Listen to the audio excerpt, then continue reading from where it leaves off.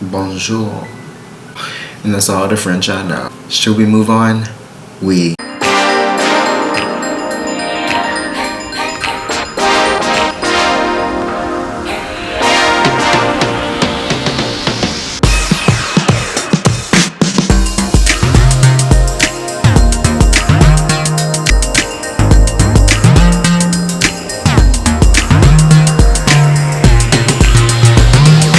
Hey guys, it's Okrah.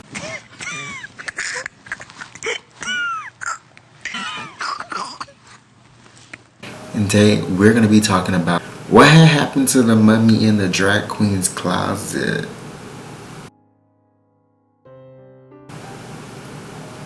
Because we want to know. So Dorian Corey was born in 1937. She was a drag queen and also had her own clothing label called Corey Design. She was the founder of her house, House of Corey, and was the house mother of Angie Extravaganza.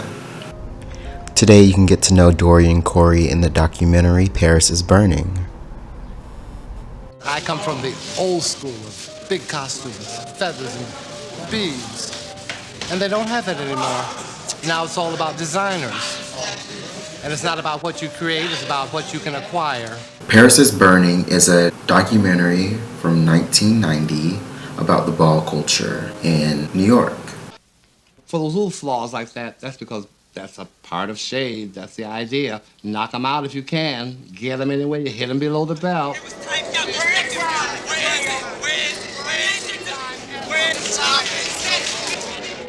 Shade comes from reading. Reading came first. Reading is the real art form of insult. You get in a smart crack and everyone laughs and kikis because you found a flaw and exaggerated it, then you've got a good read going.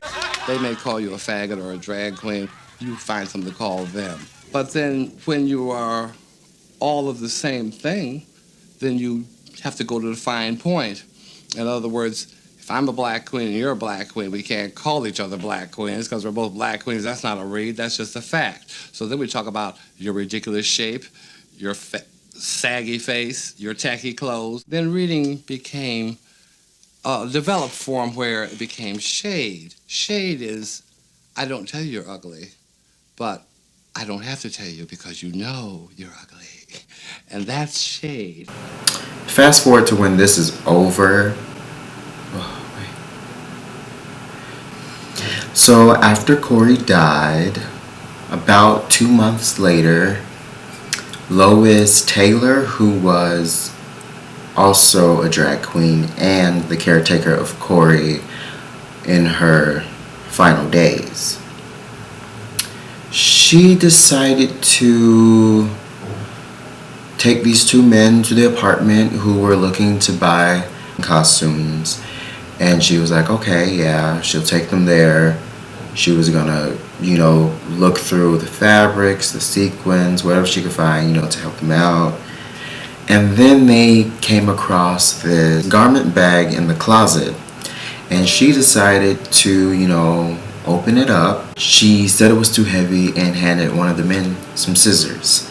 So the guy took the scissors, cut it open, and they just smelled this horrible smell. They kept cutting, and they were cutting through, like fake leather and plastic, and then they came across a mummified body in the fetal position, and it was purple and yellow, and that's all the details you need about that, because you can imagine he was still in his white boxers, and he had a bullet to the head. Oh, everyone's wondering, who was this man? Where did this man come from? How did she get away with this? Like, how did she hide this mummy in her closet? Like, mask the whole odor. Like, So they end up finding out that the guy is Robert Worley, who they didn't find much on him or really his family. They just, pulled up records of where he had been charged with rape and assault of a woman in 1963. And his family had not seen him after the 60s. But what they did know about him was that he had been in there at least 15 years. At least for 15 years.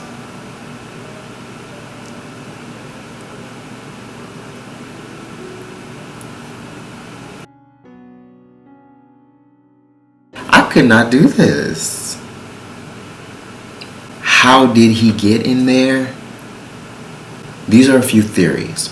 So one theory is that he was just a robber who came in there at night and she popped him one good time and that was the end of that.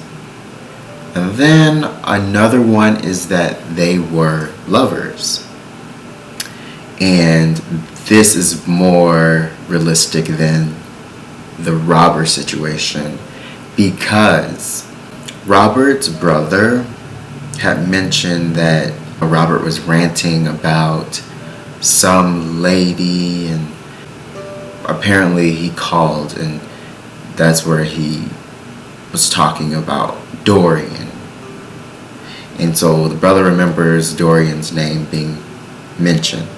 Okay, so more evidence to support that theory is that a friend of Dorian's said that she wrote this short story about a transgender woman dealing with her abusive boyfriend who wants her to have a sex change operation. And so Dorian's friend believed that this is Dorian. This is definitely inspired by true events. So that is what is believed. Her friend also said that she did own a gun. She owned a gun.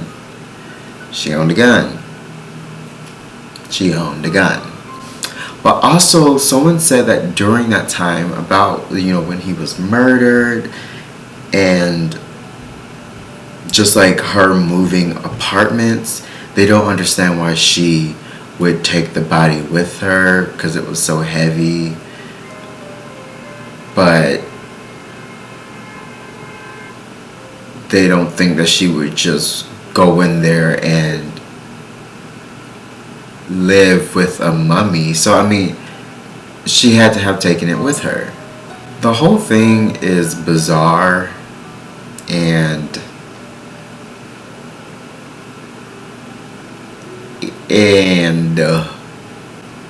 I just think that if Dorian just who she was, I know people aren't what they always seem to be when you see them versus how they really, what they're really doing behind closed doors. But just that she was very just involved in mentoring. I believe that she killed him for sure. I believe that with his history, with his past, I wouldn't be surprised if he was abusive and was similar to her short story. I am going to believe that it was self-defense. That's my opinion! But,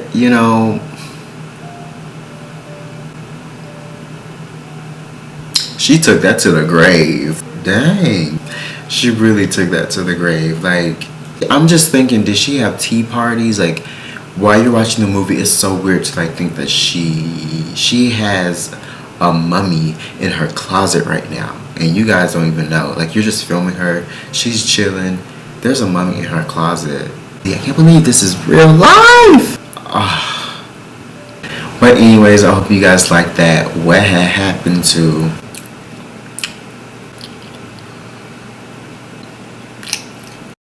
guys, thanks for watching this video. Please like, subscribe, share, and comment. And if you didn't like this video, you can still troll me by clicking that like button.